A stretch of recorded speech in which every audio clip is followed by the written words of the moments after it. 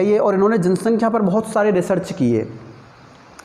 एक इन्होंने तथ्य बताया, हमारी जो जनगणना हुई थी 2011 की, तो 31 अक्टूबर 2011 को विश्व जनसंख्या 7 अरब हो गई थी। कितनी?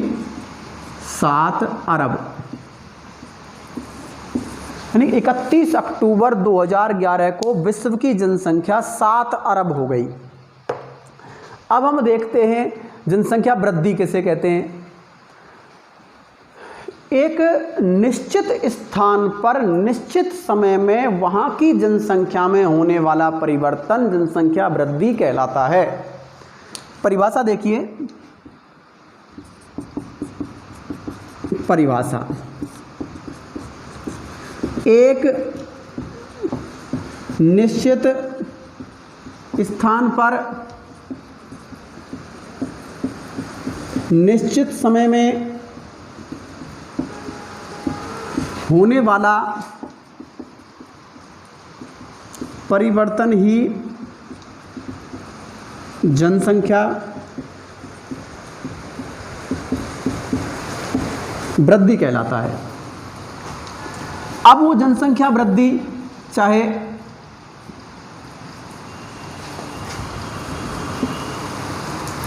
जनसंख्या वृद्धि चाहे वो सकारात्मक हो और चाहे नकारात्मक, यानी कि वो नेगेटिव भी हो सॉरी माइनस में भी हो सकती है, धनात्मक और ऋणात्मक, सॉरी दो शब्द अच्छे रहेंगे यहाँ पर, धनात्मक और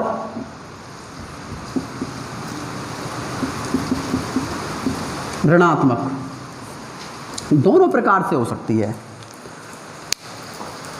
भाई मान लो हम एक यहीं की बात करते हैं, हमने अब एक अलवर शहर की बात करते हैं हम, तो यहाँ पर अलवर शहर में जब हम देखने को मिलता है तो यहाँ की जो जनसंख्या है वो कितनी है, जितनी भी है, मान लो 12 लाख 13 लाख यहाँ की जनसंख्या है 13 लाख। अब 13 लाख में अगले 10 वर्षों में जनसंख्या में कोई परिवर्तन हुआ, चाहे वो 13 लाख के से बढ़कर 14 लाख हो गई तो धनात्मक परिवर्तन, और अगर वो 13 लाख में कुछ कम रही, 10,000 5,000 20,000 कम हुई, भाई 13 लाख 90,000 रह गई, तब भी वो जनसंख्या वृद्धि मानी जाएगी, लेकिन वो जनसंख्या वृद्धि का ऋणात्मक स्वरूप है। परिवर्तन तो जनसंख्या में हुआ ना, तो वो परिवर्तन, क्योंकि कुछ मरे हैं तो कुछ बढ़े भी हैं, जन्म भी लिया है उन्होंने, तो निश्चित रूप से ये एक जनसंख्या वृद्धि कहलाती है। वहाँ की जनसंख्या में जो परिवर्तन हमें देखने को मिलता है वो एक जनसंख्या वृद्धि कहलाता है। देखिए जनसंख्या वृद्धि कितनी स्पीड से बढ़ी, यहाँ पर एक मैं आपको सारणी बनाता हूँ, वो देख लीजिए। एक सन है, यहाँ लिख देता हूँ 1650 सन, फिर 1804, फिर 1924 और फिर 1974, 1974 और 2030 अनुमान है ये 2030 का, और इनकी जनसंख्या वास्तविक है। तो यहाँ पर जनसंख्या कितनी थी प्रारंभ में? 25 करोड़, 25 करोड़ ये आंकड़े हमारे सामने उपस्थित हैं। 25 करोड़ जनसंख्या 1650 में थी पूरे विश्व की। यहाँ पर देख लो, ये लिखने में प्रॉब्लम आएगी आपको नोट्स बनाने में, यहाँ लिख देता हूँ विश्व जनसंख्या। एकदम से 1804 में जाके ये जनसंख्या डबल हुई 50 करोड़, फिर अगले डबल होने में ये 100 करोड़।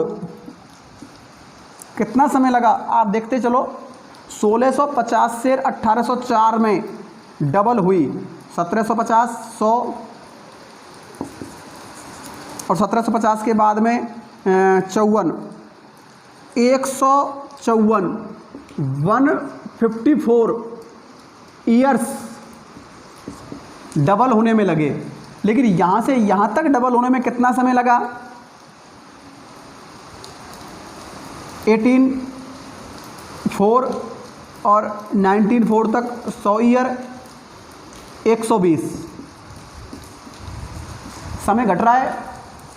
जनसंख्या का डबल होने का समय घट रहा है और अगले वर्ष में 74 में 200 करोड़, 1924 में तो यहाँ पर 50 करोड़ से 100 करोड़ हुई और 100 करोड़ से 200 करोड़ होने में 24 से 74 यानी कि मात्र 50 वर्ष, यानी कि मात्र 50 वर्षों में जनसंख्या कितनी हो गई? 200 करोड़। ये चीज़ें हमको देखने को मिलती हैं और जब बताती हैं तो पता लगता है कि जनसंख्या कितनी तीव्र गति से बढ़ रही है। जनसंख्या वृद्धि का जो समय है वो घट रहा है और जनसंख्या वृद्धि दोगुनी होती जा रही है और 2030 तक कितना होने का चांस है? 400 करोड़ लगा लीजिए अनुमान। विश्व के जो जनसंख्या विशेषज्ञ हैं जिन्होंने इस जनसंख्या पर रिसर्च किया जगह जगह जाके, उन लोगों का कहना है कि 400 करोड़ जनसंख्या 2030 तक हमारे वर्ल्ड में हो जाएगी।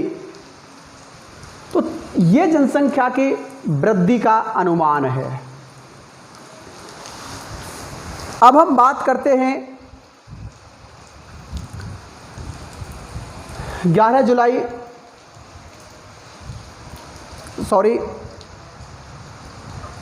1987 के दिन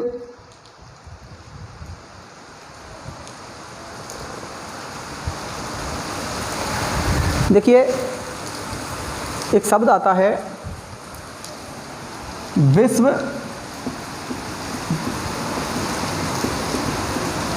जनसंख्या दिवस। अब विश्व जनसंख्या दिवस में हम देखते हैं कि 11 जुलाई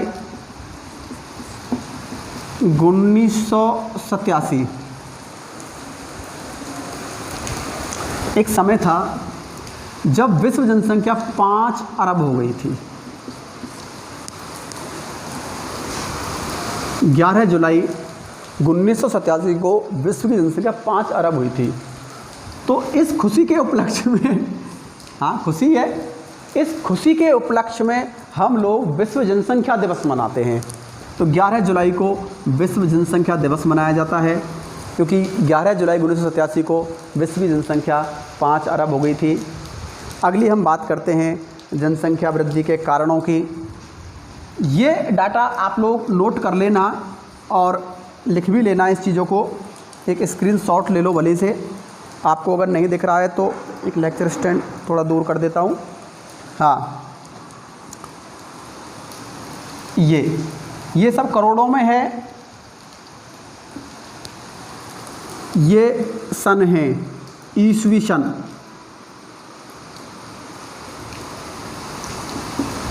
ईस्वी 1650, 1804, 1924 और 1974 और 2023। तो ये चीज़ हम लोगों ने देखी और पता चला हमको कि अब हम बात करते हैं जनसंख्या के अगले कारणों की।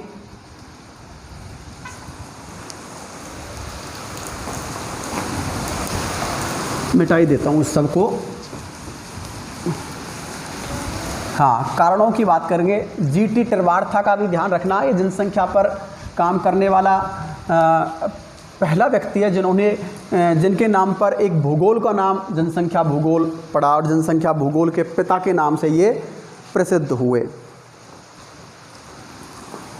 हाँ, जनसंख्या वृद्धि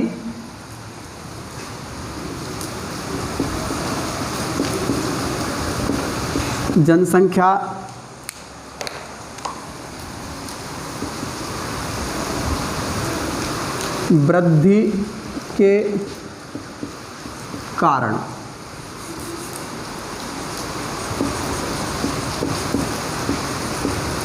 जनसंख्या वृद्धि के कारण। अब कारणों की अगर हम बात करें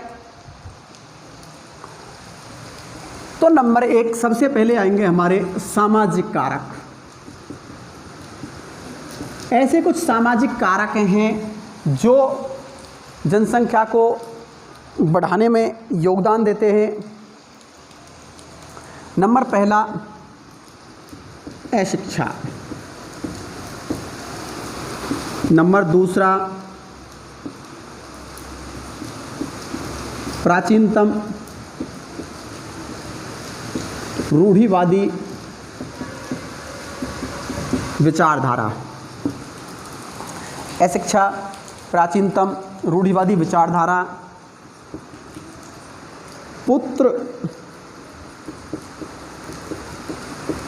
पुत्र प्राप्ति के लिए। चौथा आता है बाल विवाह।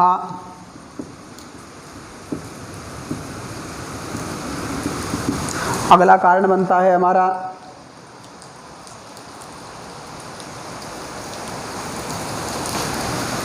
मृत्यु दर की अपेक्षा। स्वास्थ्य सेवाएं लिख देते हैं, स्वास्थ्य सेवाएं, यानी कि जन्म दर की अपेक्षा मृत्यु दर निम्न। जन्म दर की अपेक्षा मृत्यु दर निम्न। ये हमारे एक सामाजिक कारक हैं जो जनसंख्या वृद्धि के लिए जिम्मेदार हैं। अशिक्षा, लोगों में ज्ञान की कमी है, इसलिए जनसंख्या वृद्धि होती है। लोग बाग अपने भविष्य के लिए, अपने समाज के लिए सोचते ही नहीं हैं, तो निश्चित रूप से जनसंख्या वृद्धि बढ़ती है।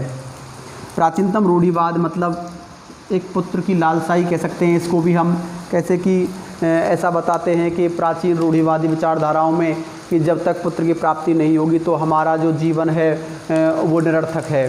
पुत्र प्राप्ति के बाद जब पुत्र हमारी अस्थियों को गंगा में बहाएगा या आगे कहीं ले जाएगा तो निश्चित रूप से हमें एक मोक्ष की प्राप्ति होगी, और अगर पुत्र नहीं हुआ हमारे तो हमें मोक्ष की प्राप्ति नहीं होगी। तो जो पितृ ऋण है उससे भी हम मुक्त नहीं हो पाएंगे। तो कुछ विचारधाराएं हैं प्राचीनतम। अब उसके लिए हम लोग चाहे कितने भी बच्चे पैदा करें, लड़कियां बहुत हो जाती हैं, लेकिन पुत्र की लालसा में हम लोग उस चीज़ को भूल जाते हैं। आगे वही कारण आता है, पुत्र के लिए एक पुत्र को बहुत ज़्यादा श्रेष्ठ माना गया है पुत्री के अलावा, तो इसकी प्राप्ति के लिए भी लोग बाग सारी चीज़ें भूल जाते हैं और एक पुत्र की लालसा में बहुत सारे बच्चे उत्पन्न कर लेते हैं कि इस बार पुत्र पैदा होगा, इस बार पुत्र होगा। तो कहीं ना कहीं ये एक सामाजिक कारक हमारे जनसंख्या वृद्धि के बनते हैं। बाल विवाह हमारे समाज में यह भी एक अभिशाप है। ये भी कुछ प्रथाएं अभी तक हमारे समाज में चल रही हैं। हमें देखने को मिलता है कि छोटे छोटे बच्चों की शादियां हम कर देते हैं, लेकिन उसके परिणाम हमें बहुत बाद देखने को मिलते हैं कि जब एक व्यक्ति बाल विवाह करके, यानी कि 14 वर्ष की आयु में, 15 वर्ष की आयु में ही शादी हो जाती है और बच्चे उत्पन्न होना शुरू हो जाता है, तो निश्चित रूप से ये एक लंबा समय होता है जब तक वो जवान होता है, तो जब तक वो बहुत सारी जनसंख्या वृद्धि में योगदान कर देता है। क्योंकि शिक्षा की कमी है तभी तो बाल विवाह हुआ, तो शिक्षा की कमी और बाल विवाह दोनों एक दूसरे के समानार्थक हैं। तो बाल विवाह जब हुआ तो फिर अपने आप में अब कोई कंट्रोल ही नहीं है, तो निश्चित रूप से इन चीज़ों का प्रभाव हमारी जनसंख्या वृद्धि पर पड़ता है और ये जनसंख्या वृद्धि में सहायक होते हैं। स्वास्थ्य सेवाओं की भी हमारे यहाँ कमी है नहीं, हाँ, स्वास्थ्य सेवाएं हमारे यहाँ उच्च हैं, जिससे जन्म दर की अपेक्षा मृत्यु दर निम्न है। यहाँ पर लोग भाग मरते भी नहीं हैं, बहुत कम मरते हैं। हालांकि मैं ये नहीं कहता कि ज़्यादा मरें, लेकिन कहीं ना कहीं हमारी जन्म दर कम हो, मृत्यु दर हमारी भले से स्थिर हो, ये मैं यह नहीं कहता कोई मरे, लेकिन मृत्यु दर हमारी ऐसी ही रहे और जनसंख्या दर हमारी मृत्यु से कम हो, मृत्यु दर से। तो जब मृत्यु दर से कम जनसंख्या दर रहेगी तो निश्चित रूप से जनसंख्या अपने आप कंट्रोल हो जाएगी। तो ये जनसंख्या वृद्धि हमारी देखने को हमको मिलती है। सामाजिक कारक मिलते हैं, कुछ कारक और भी हैं हमारे यहाँ इसमें, जैसे धार्मिक कारक हैं, राजनीतिक कारक हैं, आर्थिक कारक हैं। तो वहाँ पर जैसे भरण पोषण के लिए यहाँ एक लिख देता हूँ मैं, आप लोग लिख लेना। नंबर 2 धार्मिक कारक, नंबर 3 राजनीतिक कारक। तो ये धार्मिक कारक और राजनीतिक कारक भी एक प्रभावी है। मैं राजनीतिक कारकों की व्याख्या कर चुका हूँ आपके लिए जब मैंने जनसंख्या के सिद्धांत पढ़ाए थे।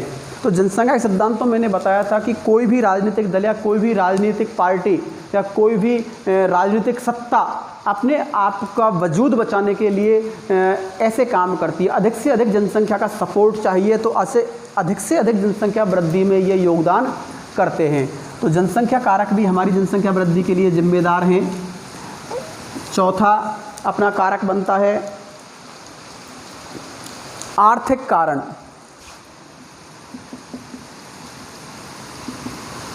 आर्थिक कारण, तो आर्थिक कारण भी हमारे यहाँ पर कई बनते हैं। जैसे कि आपको समझा देता हूँ कि एक क्रांति आई थी, औद्योगिक क्रांति, लगभग ईसा के 10,000 वर्ष पूर्व। तो उस क्रांति के द्वारा लोग बागों में ऐसी जागृति पैदा हुई कि अपने आप में जनसंख्या वृद्धि का बहुत ज़्यादा कारण बना। औद्योगिक क्रांति,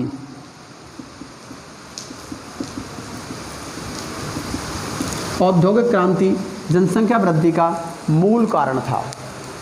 क्या था? जनसंख्या वृद्धि का मूल कारण। यहाँ पर धार्मिक भावनाएं होती हैं कि पुत्र ही धार्मिक कार्य कर सकता है, ये है वो है, बहुत सारी चीज़ें हमको यहाँ पर देखने को मिलती हैं। राजनीतिक कारक आपको बता ही चुके। तो अपने आप में जनसंख्या वृद्धि के लिए ये बहुत आवश्यक कारक थे जो हमारी जनसंख्या वृद्धि के लिए जिम्मेदार थे।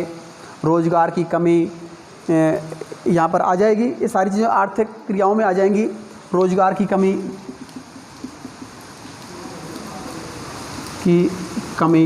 तो ये अपने आप में बहुत ज़्यादा श्रेष्ठ कारक माने जाते हैं जनसंख्या वृद्धि के।